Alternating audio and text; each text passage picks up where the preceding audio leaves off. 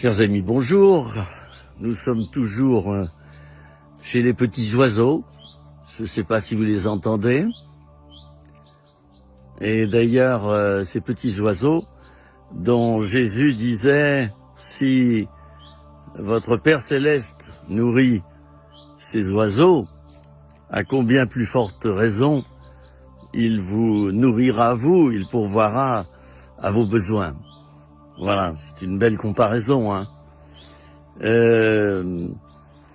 J'aimerais parler assez court du combat spirituel, juste une petite pensée comme ça, de quelques minutes, pour dire que plus que jamais, nous sommes dans un combat spirituel au niveau planétaire.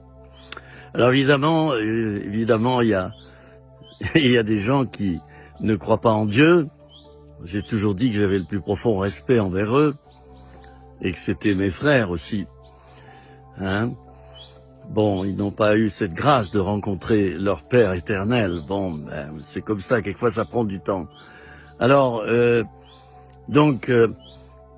l'heure actuelle, nous sommes dans un combat spirituel impressionnant, comme je n'ai encore jamais vu, et peut-être vous non plus.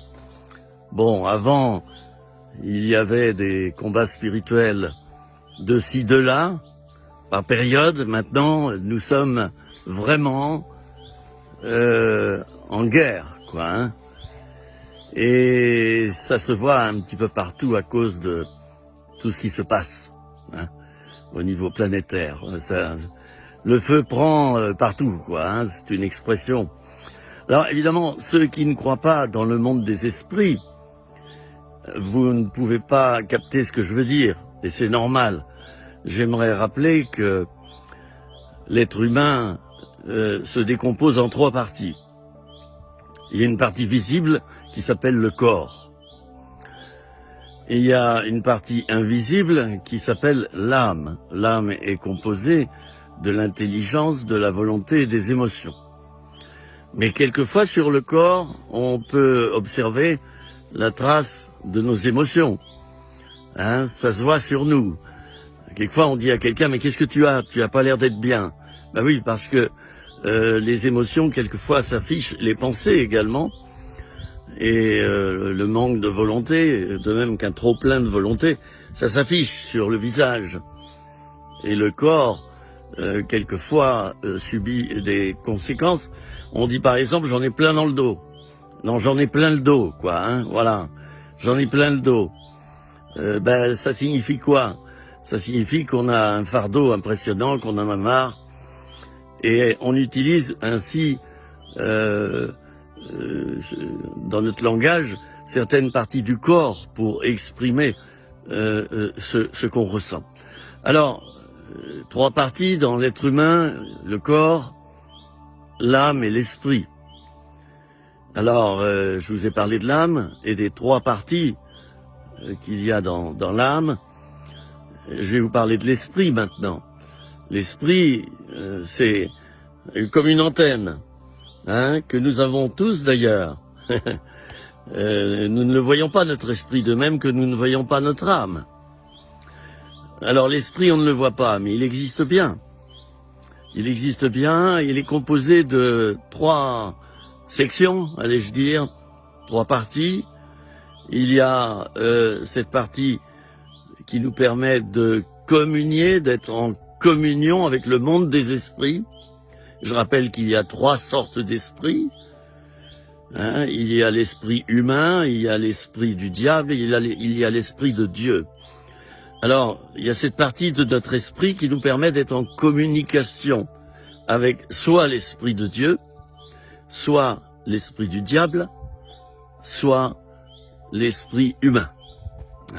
Quand on se dit, oh, je me sens bien avec cette personne, j'ai un feeling, ça passe. Ou on dit quelquefois à quelqu'un, toi, tu dégages des ondes positives ou des ondes négatives.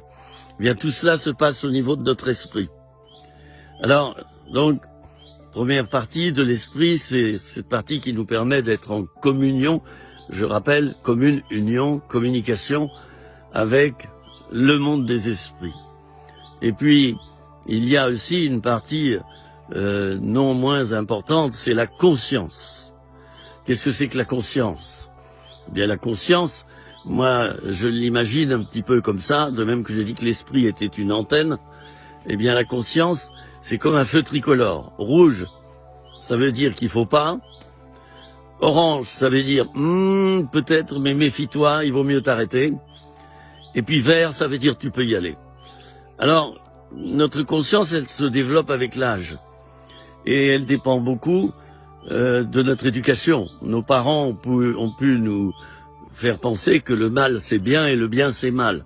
Alors là, on a affaire à une conscience complètement confuse. Chez l'enfant, il va développer un état, un esprit de confusion. Et il ne saura plus ce qui est bien et ce qui est mal. C'est ainsi qu'on peut discuter, ça m'est arrivé en tant qu'aumônier de prison, avec un assassin qui n'a pas du tout le sentiment de faire mal lorsqu'il tue quelqu'un. Hein? Ah oui, sa conscience, elle est mal, elle s'est mal élaborée, elle s'est mal construite, pour différentes raisons. Donc la conscience, nous en avons tous une, et le problème, c'est quand la conscience est anesthésiée, pour différentes raisons. Et je peux dire qu'à l'heure actuelle, la conscience dans notre monde actuel, elle est vraiment en mauvais état. J'allais dire qu'elle a eu un accident de la route. Bah oui, à l'heure actuelle, on confond le bien et le mal allègrement. Hein. Et comme me disait un pilleur de banque, de coffre-fort, il me disait, moi, je ne vole pas. Je fais du bien aux banques. Je leur prends de l'argent, ça me sert. Et puis de toute manière, ils ont leurs assurances. Alors ils font travailler les assureurs. Alors vous voyez, cet homme était très sincère. Hein, c'était un braqueur. Et ça a été un ami, voilà, que je visitais de temps à autre. Et il m'expliquait ça comme ça. Bon, sa conscience était virusée. Alors la conscience, donc, c'est cet organe en nous, invisible. Je pense que ça doit se situer dans le cerveau, une partie du cerveau.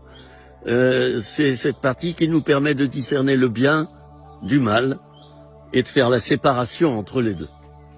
Et bien sûr, cette conscience, elle nous met devant des choix. Soit de faire ce qui est mal, soit de faire ce qui est bien. C'est pour ça que c'est important de ne pas prendre des décisions à la va-vite. Parce qu'il faut prendre le temps de consulter sa conscience. Ta conscience, si elle est en éveil, eh bien, lorsque tu penseras à vouloir prendre une décision, mais ta conscience, soit elle va s'exprimer au travers d'un malaise, tu te sentiras pas à l'aise quand tu penses prendre une décision, tu te sentiras pas à l'aise. Bon, ben ça, c'est un signe avertisseur que ta conscience te renvoie pour te dire, attention, ce que tu te prépares à faire, c'est pas bon. C'est pas bien. Voilà.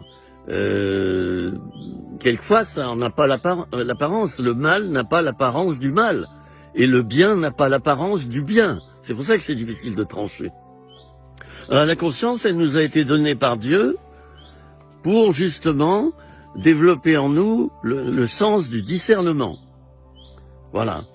Déjà, quelque chose de très simple, discerner les couleurs. Vous voyez, derrière moi, et j'ai l'image, il y a du vert et puis il y a du blanc. Ce sont des fleurs blanches ici, là, de ce côté-là. Et puis vous avez du vert et différentes teintes dans les verts. Vous avez du vert clair et du vert foncé. Voilà. Et puis il y a la couleur des branches ici, là, hein, qui sont plutôt marron ou grises. Bon, alors le discernement, qu'est-ce que c'est? Ben, c'est ce qui nous permet, ça démarre de la conscience aussi, ça utilise la conscience, c'est ce qui nous permet de savoir,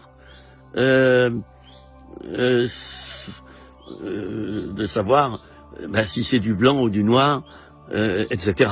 Hein, ça peut aller loin. Certaines personnes réfléchissent très longtemps avant une prise de décision. J'imagine que quelqu'un, par exemple, qui décide de se présenter à la présidence de la République, c'est pas une décision qu'il prend en un jour. Il va la mûrir. Il va ça va mijoter à l'intérieur de lui-même. Hein, et un jour, il prend sa décision. qu'il ne dira peut-être même à personne. C'est une décision tout à fait personnelle. Tous, nous avons des décisions à prendre. Et c'est important, la conscience est là pour nous aider à prendre la bonne décision. Et quelquefois, la conscience, elle ne nous dit pas des choses, elle ne nous montre pas des choses rationnelles. Hein, la conscience, elle agit aussi dans l'irrationnel. Hein, peut-être que hier, ma conscience m'a dit que si je faisais telle chose, par exemple, aller partir à Arles, allez, je dis n'importe quoi. Peut-être que hier, en y réfléchissant, je me dis non, faut pas que j'aille à Arles, c'est pas le bon jour, c'est pas le bon moment. Je sais pas pourquoi, mais il y a une intuition en moi, et là, on va parler de la troisième partie de l'esprit, c'est l'intuition. Eh bien, hier, par exemple, j'ai eu l'intuition de ne pas partir pour Arles. Mais peut-être qu'aujourd'hui, j'aurai l'intuition que c'est la bonne journée. C'est très important d'écouter l'intuition. Ça nous a été donné par Dieu, l'intuition, pour ressentir à l'avance, deviner quelque chose qui va se produire ou qui est en train de se produire. Alors Dieu se sert de ces trois parties de notre esprit, la conscience, l'intuition et la capacité de communion, de communication avec le monde des esprits. Dieu va s'en servir. Et à la conversion, qu'est-ce qui se passe? L'Esprit de Dieu va descendre en nous. Hein, on se souvient qu'à la Pentecôte, il y avait même une flamme qui s'est posée sur la tête de chacun des apôtres, de tous ceux qui étaient présents. Et oui, l'Esprit de Dieu était matérialisé à cette époque par une langue de feu.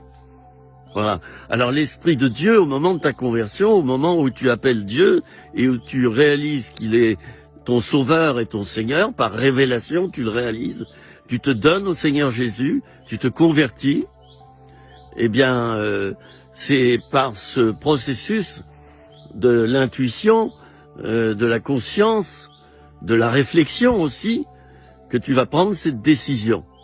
Voilà.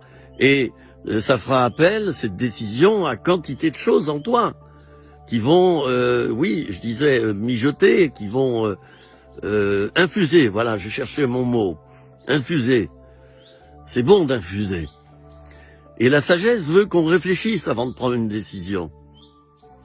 Comme disent les Suisses, hein, hâte-toi lentement. Ben oui, quand on prend une décision, le mariage par exemple, ben c'est une décision qu'on ne prend pas en une heure. Hein, on va pas croiser quelqu'un sur le trottoir et dire tiens, toi, allez, tu viens, je me marie avec toi. Ben non, on va d'abord discuter, regarder aussi, et puis ressentir et partager.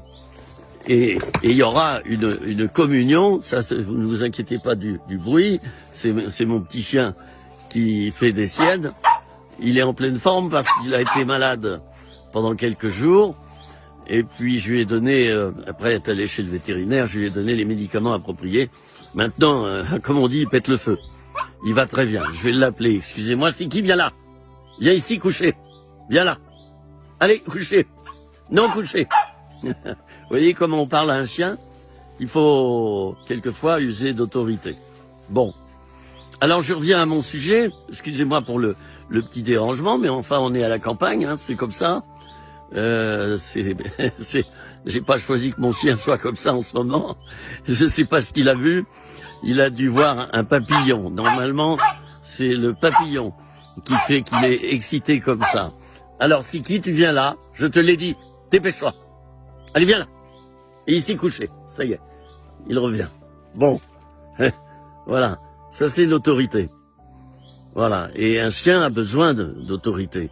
Les enfants ont besoin d'autorité. Et c'est grâce à l'autorité qu'ils sont sécurisés, je le dis au passage. Et un enfant qui, par exemple, auprès de ses parents, se met toujours à couiner, qu'est-ce que ça veut dire?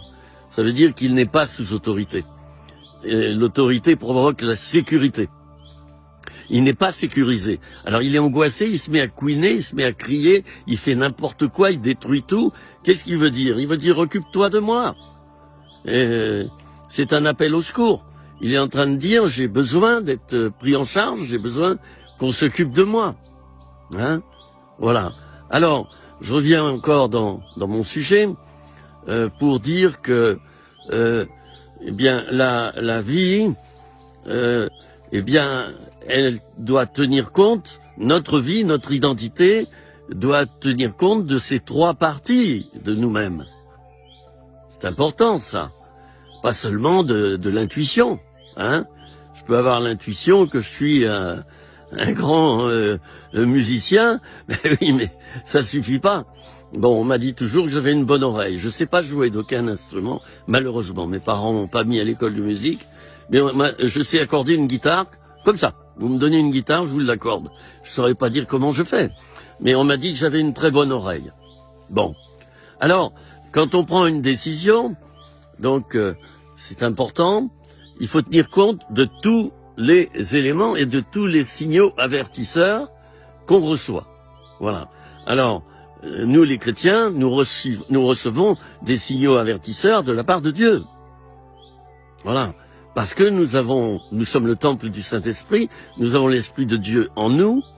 Et que se passe-t-il? L'Esprit de Dieu va travailler notre conscience, il va travailler notre intelligence. Il va travailler notre intuition, notre communion, notre faculté de communiquer avec le monde des esprits. Eh bien, il va l'utiliser tout cela. Et c'est donc toujours bon de prendre son temps avant de prendre une décision importante. Je parlais du mariage, mais il y a d'autres décisions. C'est par exemple, quel métier vais-je exercer plus tard? Voilà. Alors moi, on m'a conduit auprès d'un conseiller de l'orientation professionnelle, c'était en 1967, je me souviens, et puis j'ai passé des tests, et il s'est avéré qu'il y avait 3 métiers que j'aimais bien. Alors, l'hôtellerie, qui est un métier de service, la décoration, donc possibilité de devenir décorateur plus tard, et puis étalagiste. L'étalagiste, c'est celui qui dispose les vêtements dans les vitrines. C'est celui qui va... Il n'y a pas que des vêtements d'ailleurs dans les vitrines. C'est celui qui va décorer... décorer. Il va mettre les objets à vendre dans la vitrine. Et il va les placer de telle manière que ça soit harmonieux. Voilà, ça c'est l'étalagiste. Ben moi j'avais ces 3 possibilités.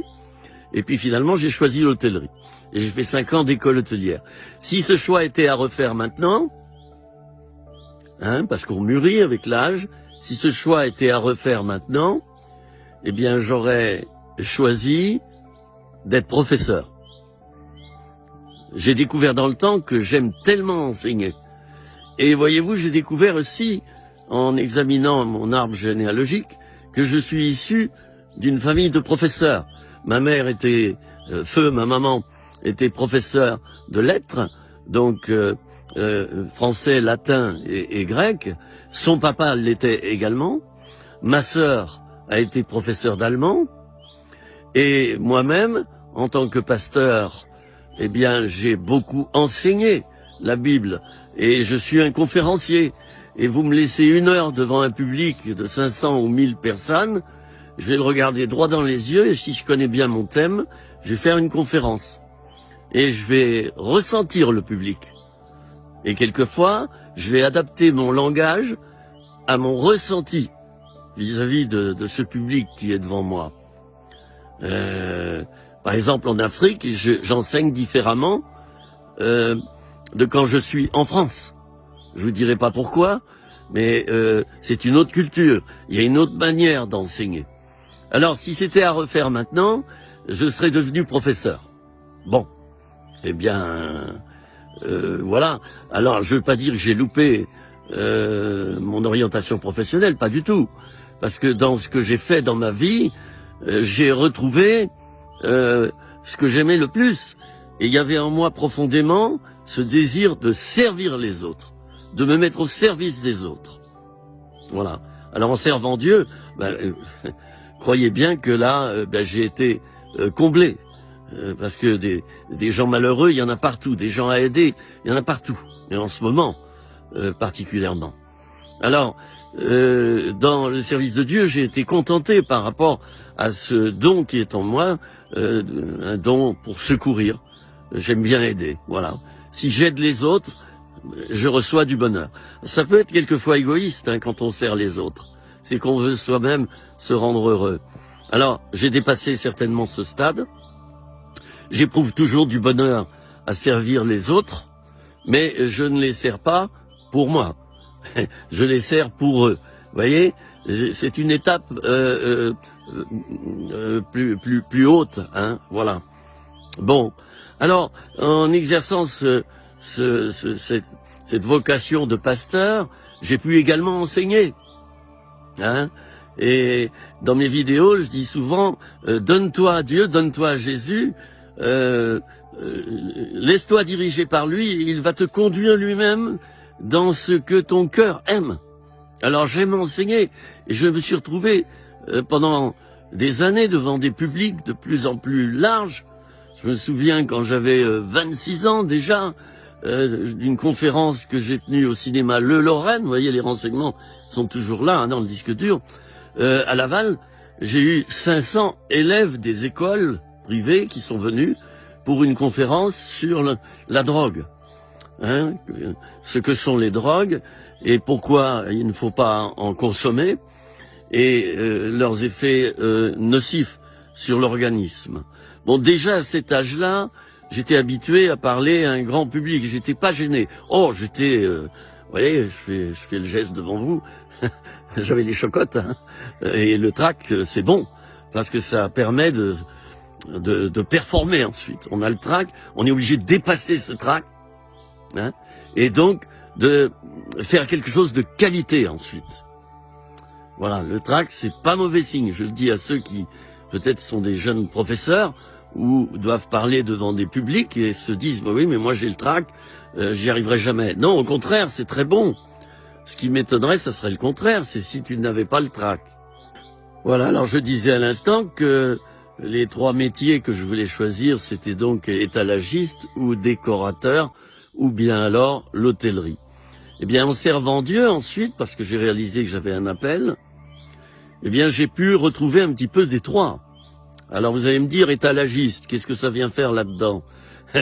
T'as pas, en tant que pasteur, t'es pas allé dans des vitrines pour disposer les mannequins, les vêtements, etc. Ah oui, mais j'ai dû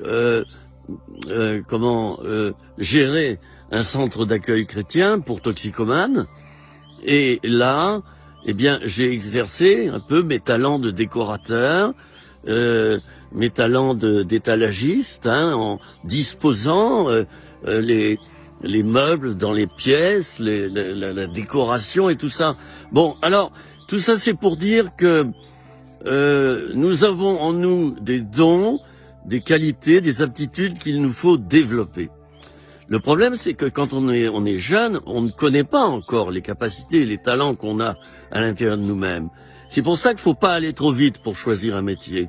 Il faut d'abord essayer de toucher un petit peu à tout. Alors, c'est pour ça certaines écoles organisent des stages. Pendant un stage, tu vas toucher à tout. Dans un métier particulier, tu vas passer dans différents postes. Et c'est là que tu vas découvrir si telle ou telle activité te plaît davantage qu'une autre. Bon, alors j'arrête là par rapport à tout ça et je vais conclure en disant simplement ceci. Lors d'une prise de décision, il y a quantité d'éléments qui rentrent en compte, non seulement le passé, mais le présent et l'avenir. Est-ce que la décision que je vais prendre va me conduire dans un avenir heureux, dans lequel je vais m'épanouir, ou pas? Et donc il y a plein d'éléments. Il y a également la question de la sociabilité. Est-ce que dans le métier que je vais exercer, je vais être obligé d'être un être relationnel, donc sociable ou non? Moi, il se trouve que je suis très relationnel et sociable. Et les amis qui me connaissent bien, ils savent que je suis épouvantable parce que je parle à tout le monde. Bon, je l'ai déjà dit dans une autre vidéo, tant pis pour ceux qui m'écoutent pour la 2e fois. Mais quand je suis dans la rue ou dans un magasin, je parle à tout le monde. Je parle aux vendeurs, à la vendeuse, je parle aux gens qui qui passent de ci, de là. Et voilà, ce qui m'a valu beaucoup d'enrichissement personnel. Je parle pas d'argent, là. Je parle de la connaissance. Ben, en discutant avec les gens, ben, ils te disent leurs problèmes. Et tu apprends à les connaître. Et ça te permet ensuite de mieux pouvoir aider d'autres. Voilà. Alors, j'en ai terminé avec ce que je voulais communiquer maintenant. L'être humain est en 3 parties, le corps, l'âme et l'esprit. Ceux qui ne croient pas en Dieu n'ont pas développé leur esprit. Ça ne veut pas dire qu'ils sont pas intelligents, hein, ou qu'ils sont handicapés, mais ils n'ont pas développé encore leur esprit. J'ai dit que l'esprit, au début de ma vidéo, j'ai dit que c'était comme une antenne. Ben, l'antenne, elle est restée repliée. Dieu n'existe pas. Ben oui, c'est comme un poste de radio qui dit que, ben oui, les stations de radio, ça n'existe pas. Ben oui, l'antenne, elle est repliée. Hein, et puis, il n'y a même pas de pile, et le poste de radio, il est même pas branché sur l'électricité. Ah, c'est pas étonnant. Bon, alors Dieu n'existe pas. Ben oui, parce que tu ne t'es pas mis en disposition pour le rencontrer. Et tout simplement, tu n'utilises pas ton esprit, tu n'utilises que ton âme. Ton âme, je le rappelle, c'est ton intelligence, c'est ta volonté, hein, et puis ce sont tes émotions. Alors, tu t'es arrêté là. Hein. Un animal, il a une âme, mais il n'a pas d'esprit. Mais il a une âme. Il a des émotions, il a donc il a des pensées, il a une intelligence, un animal. Et puis, il a une volonté. Et parfois, d'ailleurs, certains animaux ont de l'intuition. Voilà. Ce qui me fait dire que il y a quand même une trace un petit peu d'un potentiel dans l'animal au niveau de l'esprit. Alors, voilà, mon cher ami, toi qui viens de m'écouter, sache utiliser les 3 parties de ton identité, le corps, l'âme et l'esprit. Et si tu utilises ton esprit, l'esprit c'est comme un muscle, l'âme aussi, et le corps, ben, je vais dire que le corps, il est bourré de muscles. Hein. Alors si tu utilises pas ton corps pendant 1 mois, tu vas voir le résultat. Hein.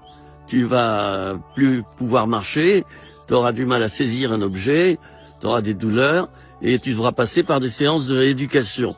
Bien, l'esprit, c'est la même chose. On dit quelquefois que quelqu'un a un esprit endurci. Qu'est-ce que ça veut dire? C'est-à-dire qu'il a refermé son esprit par dureté. Il a refermé son esprit. On peut refermer son âme en s'isolant. Parce qu'on a été blessé par les autres, alors on se renferme à l'intérieur de soi-même. Et on ne communique plus à l'extérieur. On devient un homme des bois. Voilà. Et puis au niveau de notre corps, c'est pareil, on peut avoir des blocages. Si on est obèse, on se dit, bah, pouf, c'est moche, l'obésité. Ben non, c'est pas moche. Tout est relatif. Tout est relatif. Et moi qui ai travaillé parmi les dépendants sexuels, je vous assure qu'il y a des hommes qui aiment les femmes obèses. Et qui vraiment se sentent très très bien avec elles. Eh bien, tout ça c'est bien, c'est naturel, c'est beau. La beauté c'est relatif. Et la beauté c'est d'abord la beauté intérieure, je le dis au passage. C'est pas la beauté extérieure. Alors il y en a qui souffrent de l'inverse, c'est-à-dire qu'ils sont trop maigres. Ils sont trop maigres. Voilà. Et ils ont la peau sur les os, comme on dit. Et ils se disent, oh là là, je suis moche, alors ils se couvrent dans des vêtements amples, je veux dire, se mettent dans des vêtements amples, ce qui leur permet de cacher le fait qu'ils sont squelettiques un petit peu. Voilà, bon, puis il y a l'individu normal, qui au niveau rapport taille-poids est dans la moyenne, et ça veut pas dire qu'il s'aime d'ailleurs, hein, parce qu'il est comme ça. Mais du moins, il est dans une certaine normalité. Alors, pour nous développer dans notre identité, nous devons arriver à développer notre corps, notre âme et notre esprit en même temps. Et il faut que chaque muscle fonctionne. Voilà. Mais il y a des personnes qui se bloquent et qui n'utilisent pas leur esprit. Ils ne sont donc pas en communion avec les esprits, ils n'ont pas, ou presque pas d'intuition. Et puis, la conscience, elle est anesthésiée. Et vous verrez ces personnes commettre allègrement le mal. Piocher dans la caisse, voler, trahir. Ces personnes n'ont aucun sentiment de commettre le mal. Mais vous qui avez développé votre esprit, vous avez développé donc votre conscience. Et puis l'Esprit de Dieu, lui, il a réactivé votre conscience. Et il a affiné votre capacité dans votre conscience. Et il est intervenu pour que ce sens de la conscience soit plus développé. Je rappelle qu'il y a la conscience d'être et il y a la conscience de faire. Il y a la conscience d'être soi-même. La conscience aussi de la vie sociale, de la société. On n'est pas tout seul sur cette terre. Donc tout ça, ce sont des prises de conscience que nous devons avoir et développer. Quand je suis avec quelqu'un, je vais me comporter différemment de quand je suis seul. Quand je suis devant le bien et le mal, eh bien, je vais avoir un petit problème qui est normal, c'est que je vais devoir trancher et discerner si j'opte pour le bien ou le mal. Alors, vous voyez, tout ça, ça se développe et il faut s'en servir. Hein, il faut s'en servir et l'homme complet, l'homme mature, c'est celui, ou la femme mature, c'est celui ou celle qui aura donc travaillé tous ces domaines dans sa vie. Voilà. Bon, il y a aussi ce que j'appelle la simplicité. Moi, j'aime beaucoup les cultivateurs. Et s'il y en a qui me regardent ou qui m'écoutent maintenant, je vous fais un petit coucou. Je vous admire. Parce que vous avez cette simplicité d'homme de la terre ou de femme de la terre. Et quand on est en contact avec la nature, on reste simple. La nature, c'est pas compliqué, c'est simple. Et j'ai remarqué que les cultivateurs sont très souvent croyants. Ah oui, parce qu'ils vivent dans la nature, et la nature nous rapproche de Dieu, nous rapproche du Créateur de la nature. Bien souvent, les cultivateurs sont croyants, bien souvent, les cultivateurs vivent dans la simplicité. Ah oui, parce qu'ils sont en phase avec les éléments naturels.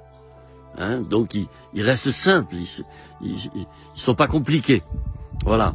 Et puis, les cultivateurs ont également des qualités de cœur. Enfin, j'ai remarqué que ils ont, voilà. En bref, je vous admire, les cultivateurs. Vous avez une belle personnalité, une belle identité, et donc, eh bien, gardez ces qualités. Voilà.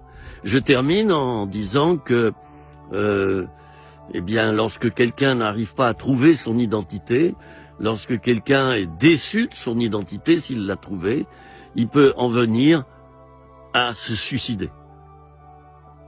Et ça, je l'évoque pour terminer, c'est un petit peu macabre, excusez-moi, mais il peut en venir à se suicider. On se suicide non pas pour se tuer, mais pour fuir, bien souvent, la douleur qu'on vit au présent, ou une incapacité qui est devant nous.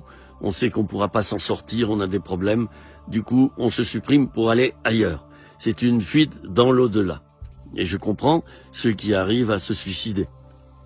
Je comprends. Je n'ai jamais jugé lorsque j'ai appris que telle ou telle personne s'est suicidée. C'est le contraire, j'ai de la compassion. J'ai de la compassion. Et je me dis, qu'est-ce qu'elle a dû souffrir. Voilà. Alors, j'ai terminé. C'était une petite discussion. Cet hiver, mon téléphone, je vais le tourner dans l'autre sens, et il y aura un décor derrière moi. Il y aura aussi un trépied. Alors j'ai pas de cheminée, donc il y aura pas le feu. Mais je vais essayer de perfectionner la qualité de mes vidéos. Pour l'instant, j'ai un petit problème dans le sens qu'il y a quelquefois un décalage entre le son et l'image. Bon, alors mon webmaster est en train de se pencher sur ce problème. On va essayer de faire des vidéos de 10 minutes et puis il va peut-être me les mettre bout à bout pour faire une grande vidéo. Enfin, on est en pleine recherche. Mais c'est ça la vie. C'est Il faut avoir une âme de chercheur. Ah, je vous l'ai pas dit que j'ai cette âme de chercheur et d'aventurier. Bon, ça m'a valu beaucoup d'ennuis quelquefois, beaucoup de déboires, mais ça m'a valu aussi beaucoup de belles découvertes. Je suis sans cesse en train de vouloir apprendre. Moi, je m'intéresse à tout, absolument tout. Et c'est pour ça que je parle à tout le monde, parce que j'ai envie d'apprendre, j'ai envie de connaître, j'ai envie d'expérimenter. Et ces trois expériences, le fait d'apprendre, de connaître et d'expérimenter, eh bien, et là j'en fais pas un théorème, mais ça permet de développer un certain niveau d'intelligence. Et puis on est apte à discuter aussi bien avec un ministre qu'avec un ouvrier qui travaille à l'usine. On connaît les différents problèmes qu'il rencontre, et ça, faut essayer de faire des progrès chacun d'entre nous dans ce domaine-là, de développer l'empathie, de développer l'intuition, la compassion, l'humanité. Tiens, l'humanité. Voilà, notre humanité. Il faut la développer. Et quand on a accueilli le Seigneur Jésus dans notre cœur, Jésus était l'homme parfaitement homme et parfaitement Dieu. Il développait son humanité aussi bien que sa spiritualité. Et un chrétien qui ne développe que sa spiritualité, c'est un super spirituel. Et il va tout louper. Il va rester dans les nuages, là, flop, flop, flop. Ah oui, c'est une fuite. Et un chrétien qui ne développe que son humanité, eh bien, il va lui manquer des éléments au niveau de sa spiritualité, de sa vie spirituelle, et eh bien, il aura des carences. Alors Jésus avait cette qualité d'avoir pu développer en tant que charpentier auprès de Joseph, son père. Il a su développer son humanité et sa spiritualité, les deux bien enchevêtrés et au même niveau. Et c'est pour ça qu'il avait du succès quand il parlait aux gens, parce qu'il les touchait sur leur terrain à eux. Voilà, alors Jésus donc avait cette capacité de pouvoir parler aux pharisiens, aux publicains, aux collecteurs d'impôts. Il avait cette capacité de parler à la prostituée, aux lépreux, capacité de parler aux rois, capacité de parler aux soldats, de parler aux enfants, et de dire d'ailleurs, si vous ne ressemblez pas aux petits-enfants, vous ne rentrerez pas dans le royaume des cieux. Voilà. Donc pour rentrer dans le royaume des cieux, il faut être simple. C'est pour ça, je disais, les agriculteurs, les cultivateurs qui ont gardé cette simplicité, ils sont plus proches de Dieu que nous. Et aussi nos amis africains. Il y a en eux, et c'est naturel, cette capacité spirituelle en plus.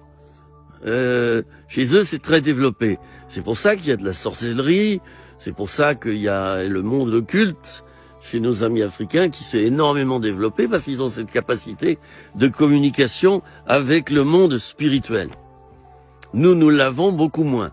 Je dirais que nous avons cette capacité de communiquer, excusez-moi, ça me fait rire, mais c'est pas risible, avec l'argent. Voilà. Voilà. Et notre monde n'est pas beau, chers amis. Notre monde n'est pas beau. Notre monde actuel est superficiel et artificiel, complètement axé sur l'argent. Mais qu'est-ce que c'est que l'argent? C'est du papier, les amis. C'est du papier. L'argent ne fait pas le bonheur. Et il y a quelqu'un d'autre qui rétorquera, mais en avoir, ça fait quand même du bien. Je suis bien d'accord. Mais c'est pas l'argent qui fait le bonheur. C'est pas l'argent qui fait le bonheur. Et si tu es un chercheur ou une chercheuse, tu découvriras que c'est Dieu qui donne le bonheur. C'est normal, il a créé l'être humain. Donc, il sait comment le rendre heureux. Eh ben oui, c'est tout à fait normal. Si toi, tu as un enfant que tu connais bien, mais tu sais ce qui va le rendre heureux. Tu sais ce qu'il aime manger ou non. Tu sais ce qu'il aime comme loisir. Tu sais lui faire plaisir. Tu sais quel cadeau tu dois lui offrir parce que tu le connais. Dieu nous connaît, chacun d'entre nous. Et il a cette capacité de nous rendre heureux, parce qu'il connaît nos goûts. Il voit tout ce qui est à l'intérieur de moi en ce moment. Et à l'intérieur de toi également. Il le voit. voyez, et lui, il n'a pas de lunettes.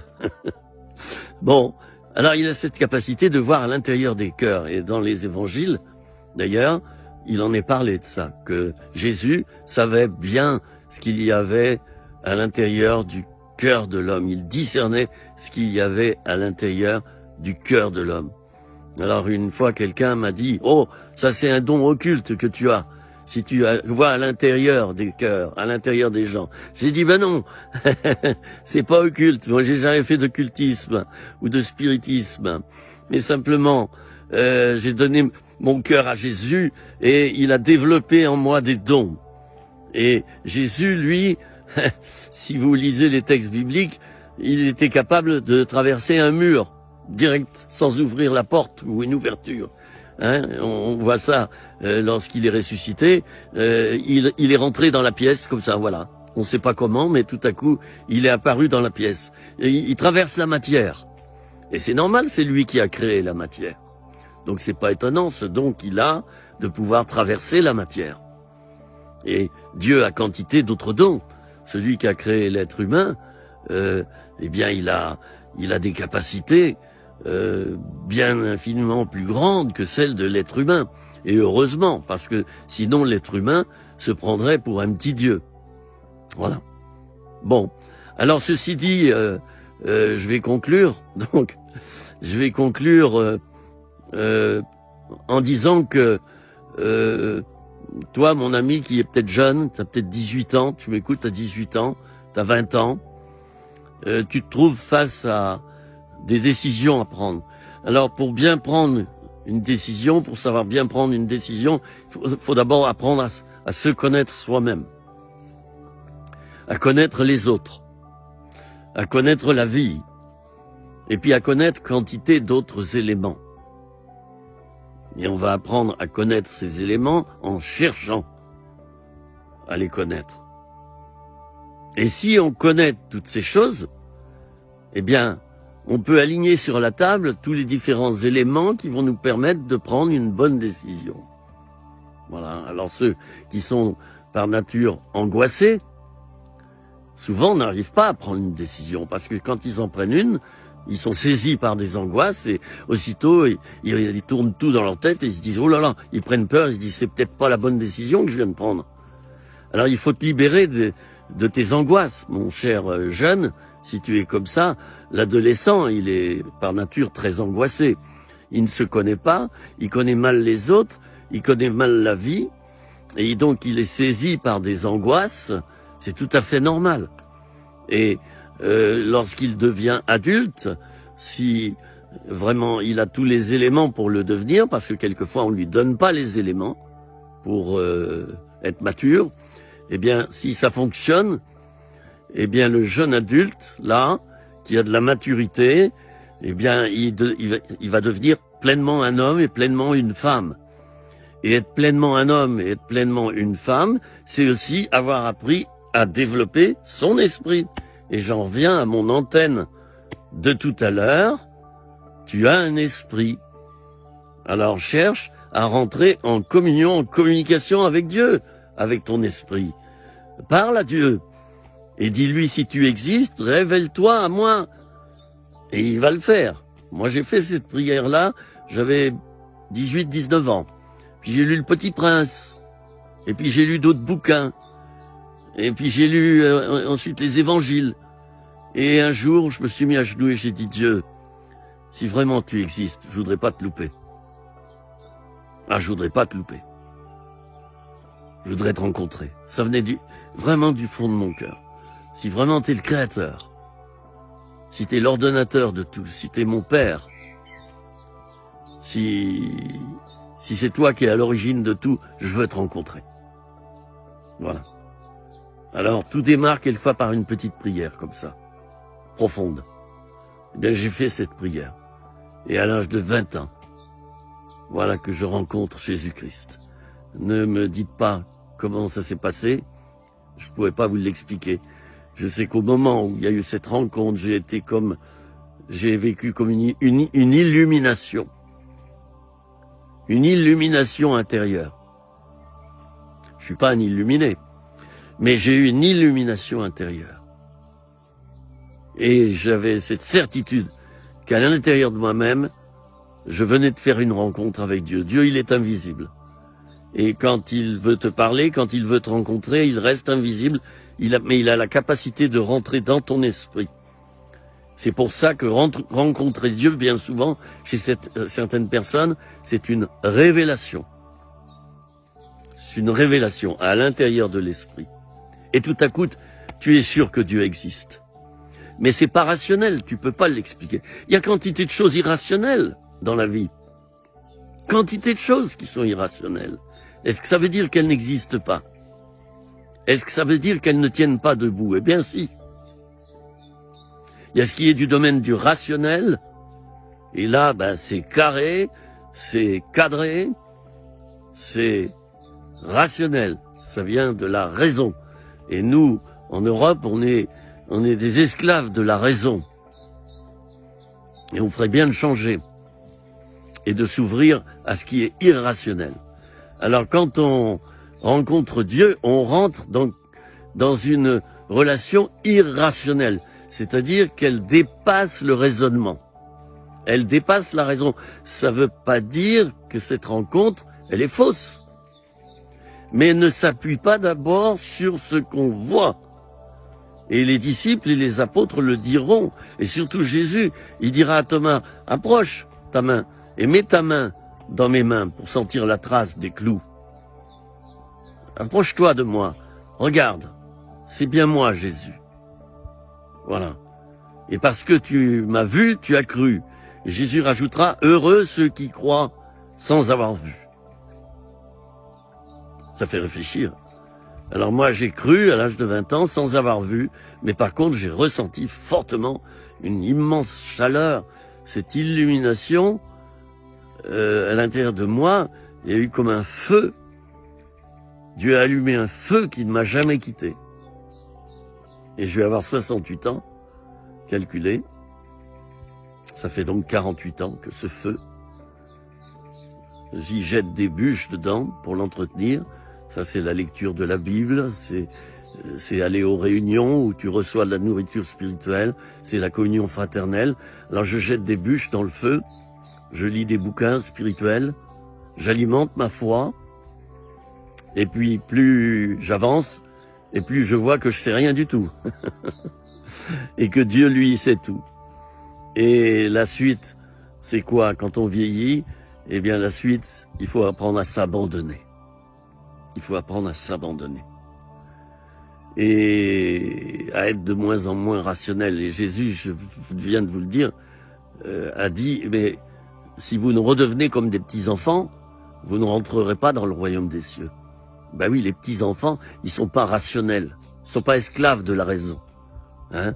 Un enfant, tu arrives, tu mets ta main dans ta poche, il y a des bonbons, il entend le bruit du papier cellophane, déjà il est là. Hein? Il est déjà là. Et puis il te regarde avec les yeux brillants.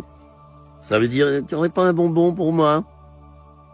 C'est pas du domaine de la raison, ça, c'est du domaine, j'allais dire, de la nourriture. Hein? Voilà, chers amis, je vais faire une courte prière à la fin de cette vidéo pour ceux et celles parmi vous qui auraient des besoins, qui auraient des difficultés en ce moment. Seigneur Jésus, j'étends ma main dans ma faiblesse, j'étends ma main vers cette personne qui me regarde et qui vient de m'écouter pour que tu rentres dans sa vie. Je sais pas, mais j'ai comme l'impression et l'intuition qu'il y a un jeune de 18-20 ans qui me regarde là en ce moment. Voyez, ça c'est mon esprit qui me parle. Et l'esprit de Dieu aussi. Mais il y a un garçon, tu as 18-20 ans, et tu viens d'être touché par les propos que je viens de dire, les paroles que je viens de prononcer. Eh bien, sache que Dieu veut se révéler à toi. Oui, toi, qui as cet âge-là, bien précisément. Dieu veut se révéler dans ta vie et il veut changer ta vie. Et toi, tu te dis, mais c'est foutu, j'arriverai jamais à vivre. C'est naze, c'est foutu, j'y arriverai pas. Eh bien, moi, je m'adresse à toi, au travers de l'Esprit de Dieu pour te dire que, eh bien, appelle Dieu à ton secours et laisse-toi rencontrer par Dieu. Et toi, rencontre-le. Ta vie va changer, tu vas voir. Dieu, lui, il a un trousseau de clés, je le dis souvent. Il a un trousseau de clés. Et chaque clé ouvrira la porte de chaque problème que tu as. Et en ce moment dans ta vie, je m'adresse toujours à toi, en ce moment dans ta vie, il y a plein de problèmes. Et ces problèmes, tu les as renfermés à l'intérieur de toi. Tu les as mis dans des petites cases. Et tu as fermé la porte et tu as mis un verrou. C'est fermé à double tour. Dieu voit derrière ces portes. Il te dit, mon enfant, je vois tous tes problèmes. Donne-moi ton cœur, cherche à me rencontrer. Moi, je ferai sauter tes verrous et je vais résoudre tes problèmes et tu verras, ça va pas te faire mal, au contraire. Au contraire, ça va te libérer. Voilà, je rouvre les yeux pour bénir vraiment cette personne, ce jeune qui est concerné par cette parole. Vous voyez, je saurais peut-être jamais qui c'est, mais j'ai quelquefois ce genre de parole. Vous savez comment ça s'appelle? Ça s'appelle une parole de connaissance. Voilà. Hein? Une révélation. Donc, toi, mon ami, qui est concerné par cette parole, estime-toi heureux parce que je crois que Dieu a voulu te parler très précisément à toi. Je ne connais pas ton prénom, mais je pense que peut-être cette vidéo va te bouleverser. Tu vas te dire, mais qu'est-ce que c'est que ça? Comment se fait-il que Dieu m'a parlé aussi précisément au travers de cet homme que je connais pas? Je vois ses lunettes, je connais son âge, il a des cheveux blancs, il y a des endroits où il n'a plus rien sur le caillou. Ben oui, Dieu a su parler, on le voit dans l'Ancien Testament, à Balaam au travers d'un âne.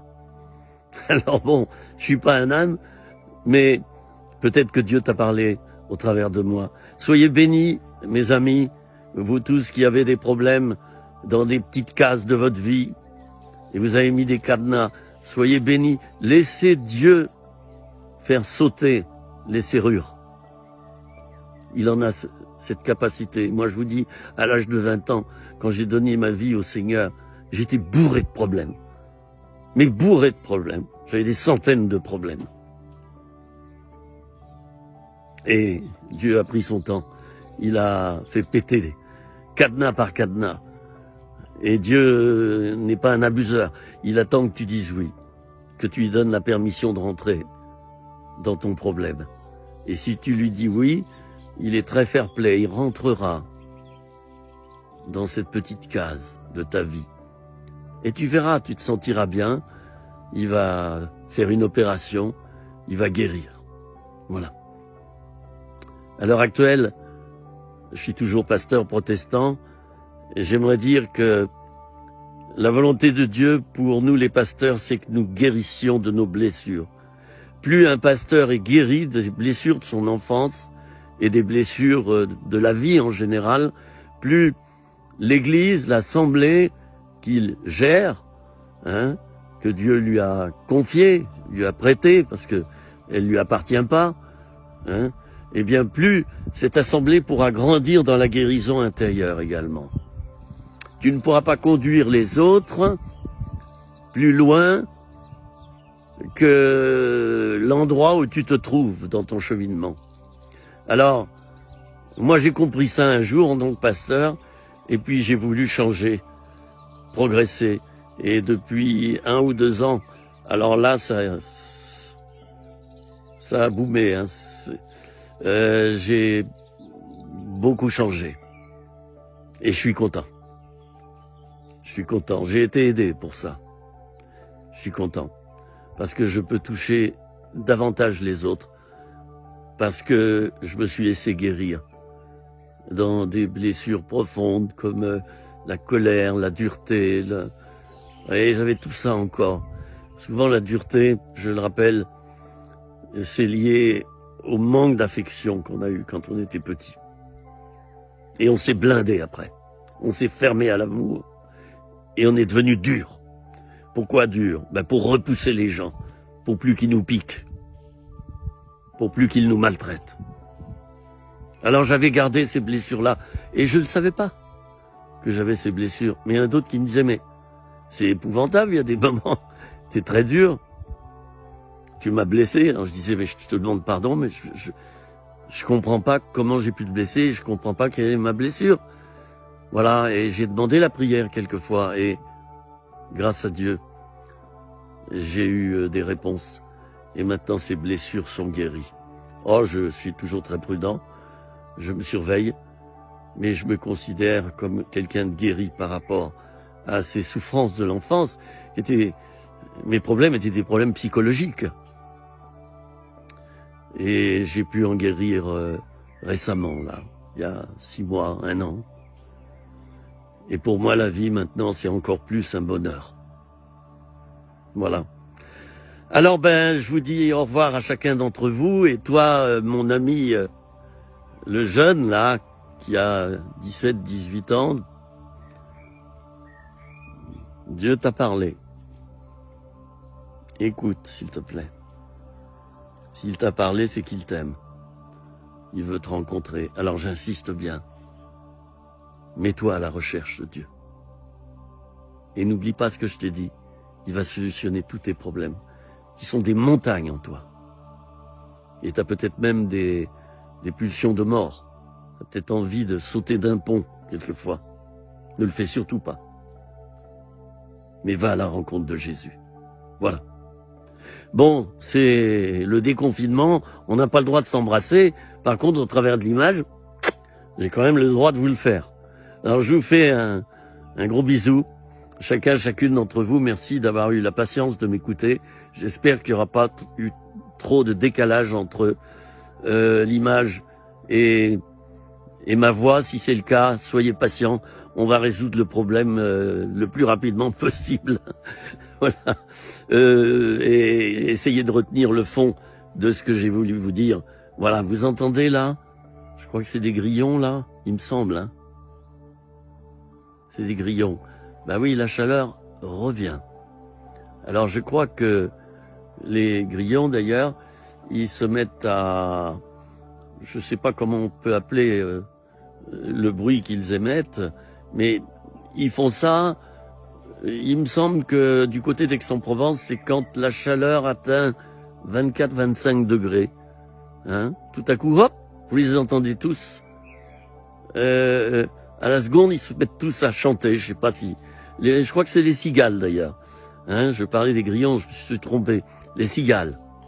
Hein, eh bien oui, hein, il y a une température où tout à coup, hop, les cigales se mettent à chanter. Une cigale, je crois, ça vit 24-48 heures.